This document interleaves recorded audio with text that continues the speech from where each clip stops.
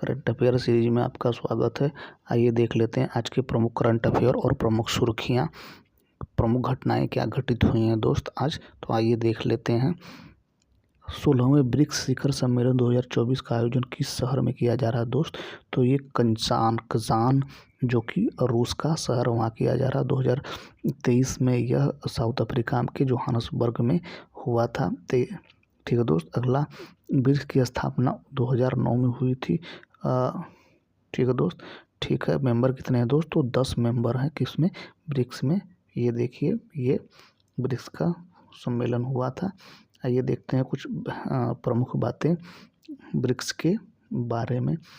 तो रूस की अध्यक्षता में 22 से 24 अक्टूबर तक 16वां ब्रिक्स समिट होने जा रहा है। प्रधानमंत्री नरेंद्र मोदी के अलावा चीन के राष्ट्रपति शी जिनपिंग भी इस समिट में शिरकत करेंगे, लेकिन ब्राज़ील के राष्ट्रपति इस समिट में शिरकत नहीं कर पाएंगे। अगला क्वेश्चन देखते हैं दोस्त। क्वेश्चन नंबर दूसरा क्या है दोस्त? क्वेश्चन नंबर 2, अक्टूबर 2024 में किसने कर्मयोगी सप्ताह, राष्ट्रीय शिक्षण सप्ताह शुभारंभ किया है?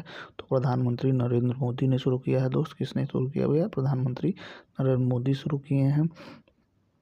नई दिल्ली के डॉक्टर अंबेडकर नेशनल सेंटर में कर्मयोगी सप्ताह शुरू किया गया। कर्मयोगी सप्ताह का उद्देश्य क्या है दोस्त? को नई कौशल का विकास करना, संगठन की कार्य क्षमता को बढ़ाना और व्यक्तिगत विकास करना। अगला क्वेश्चन देखते हैं दोस्त। अगला, मिशन कर्मयोगी, तो ये है मिशन कर्मयोगी, मिशन कर्मयोगी है। आगे देखते हैं दोस्त। आगे, कर्मयोगी योजना सरकारी अधिकारियों को सक्षम बनाकर राज्य की कार्यप्रणाली में सुधार लाने का एक कार्यक्रम है। इस योजना के तहत सरकारी अधिकारियों को लगातार सीखने और आगे बढ़ने में मदद की जाती है। इसके साथ ही विभागों और क्षेत्रों में सहयोग करने, सूचना तथा पहुंच को बढ़ाने और सिलोस को तोड़ने का भी ध्यान दिया जाता है। कर्मयोगी योजना से जुड़ी कुछ बातें प्रमुख हैं। तो ये हम कर्मयोगी योजना को राष्ट्रीय सिविल सेवा क्षमता निर्माण कार्यक्रम के तहत शुरू किया गया था। इसकी शुरुआत 2 अक्टूबर 2020 को की गई थी। इस योजना के तहत कर्मयोगी भारत पोर्टल का नाम एक ऑनलाइन शिक्षण मंच भी बनाया गया है।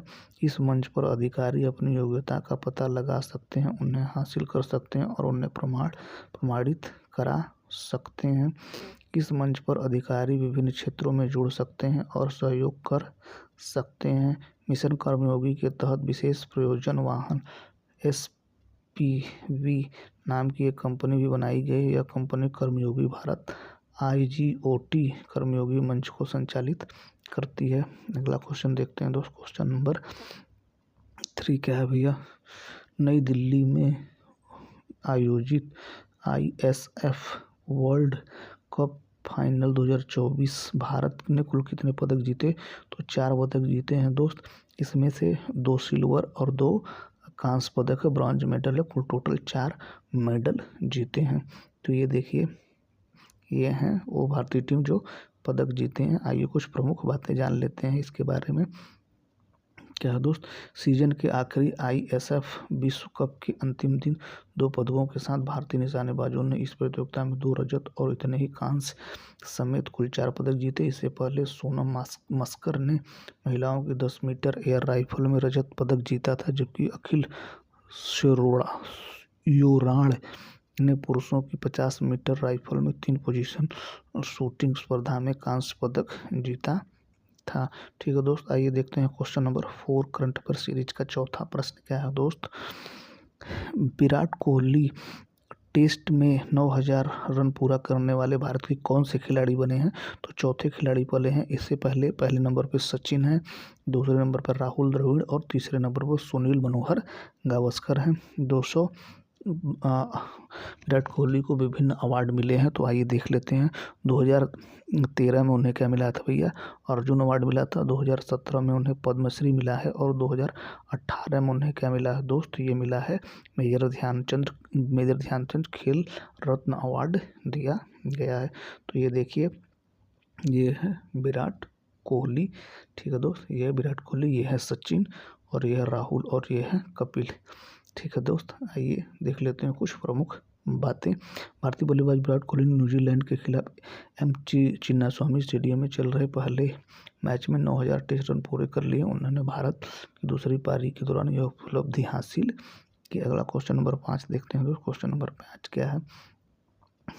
तेलंगाना राज्य सरकार ने किसकी अध्यक्षता में शिक्षा आयोग का गठन किया? तो ये किया है भैया ए मुरली के अध्यक्षता में शिक्षा आयोग समिति के अध्यक्ष रिटायर्ड ऑफिसर ए मुरली को बनाया गया है। तो ये आइए कुछ प्रमुख बातें जान लेते हैं। तो तेलंगाना सरकार ने राज्य शिक्षा आयोग का गठन किया। यह आयोग राज्य में शिक्षा की गुणवत्ता सुधारने के लिए बनाया गया है। खास तौर पर यह आयोग विद्यार्थियों के प्रदर्शन में गिरावट और बाजार की मांगों को पूरा करने के लिए बनाया गया है। अगला प्रश्न,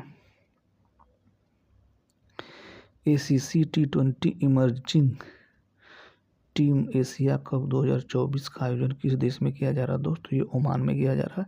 यह 18 से 27 अक्टूबर तक चलेगा। यह 6th एडिशन है। कौन सा एडिशन है दोस्त? ये 6th एडिशन है।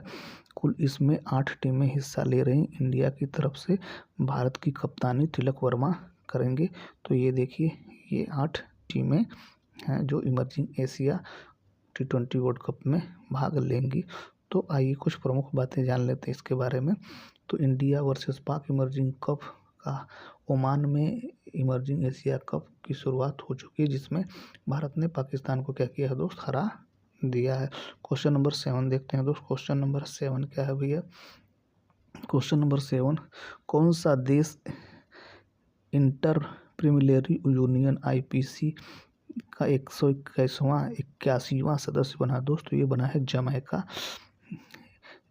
इंटरनेशनल प्रीमियर यूनियन IPC की 149वीं बैठक का आयोजन जिनेवा स्विट्जरलैंड में किया गया और 150वीं बैठक 9 से 5 अप्रैल 2025 में उज्बेकिस्तान में किया जाना है।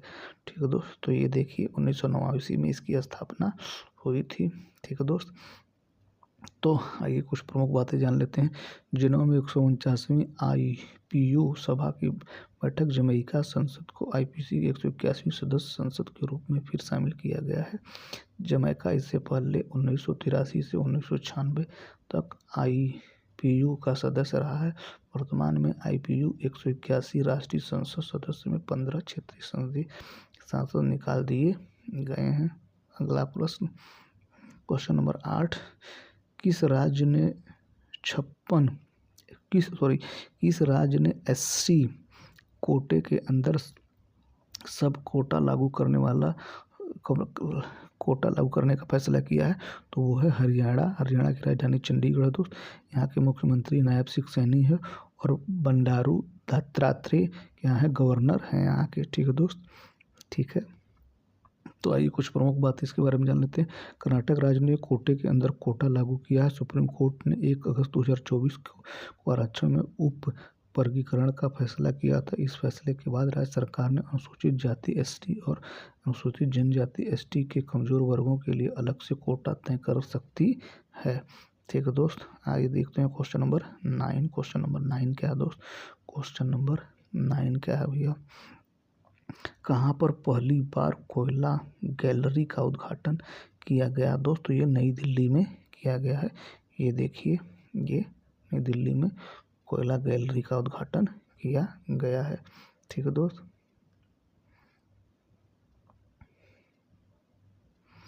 ये कुछ प्रमुख बातें जान लेते हैं इसके बारे में। तो क्या है दोस्त?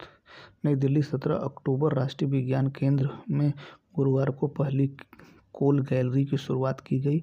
इस गैलरी का उद्देश्य केवल आगंतुकों को कोयले की अतीत और वर्तमान के बारे में बताना है, बल्कि ऊर्जा की उत्पादन स्थिरता और भविष्य में नवाचारों से प्रेरित करना है। कोयला मंत्रालय की पहली कोल गैलरी है black diamond on living depth नामक प्रदर्शनी का उद्घाटन केंद्रीय संस्कृति पर्यटक मंत्री गजेंद्र सिंह शेखावत, कोयला खान, सतीश दुबे करेंगे। ठीक है दोस्त, अगला क्वेश्चन देखते हैं दोस्त। भारतीय रेलवे ने अग्रिम आरक्षण की अवधि 120 दिन से घटाकर कितना किया? तो 60 दिन किया। कितना किया है दोस्त? 60 दिन किया है। 60 दिन किया है दोस्त। कितना दिन? 60 दिन। आइए कुछ प्रमुख बातें जान लेते हैं हम। 120 दिन नहीं 60 दिन पहले बुक होगी ट्रेन की सीटें। 1 नवंबर से पहले की गई बुकिंग पर असर नहीं। विदेशी पर्यटकों के लिए 365 दिनों की सीमा का कोई बदलाव नहीं होगा। आइए ये देखिए, ये प्रमुख बातें हैं क्या दोस्त।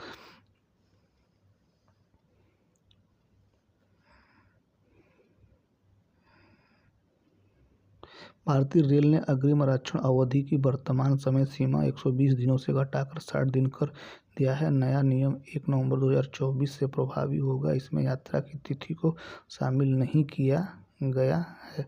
तो ये है प्रमुख करंट अफेयर आज का दोस्त। उम्मीद है हमारा प्रयास आपको ठीक लग रहा होगा। अगर हमारा प्रयास आपको ठीक लगे मित्र, तो हमारे चैनल को ज़रूर सब्सक्राइब करिए और अपने दोस्तों को शेयर करिए। इस तरह के करंट अफेयर की वीडियो आपको प्रतिदिन मिलती रहेगी। Thank you so much watching this video.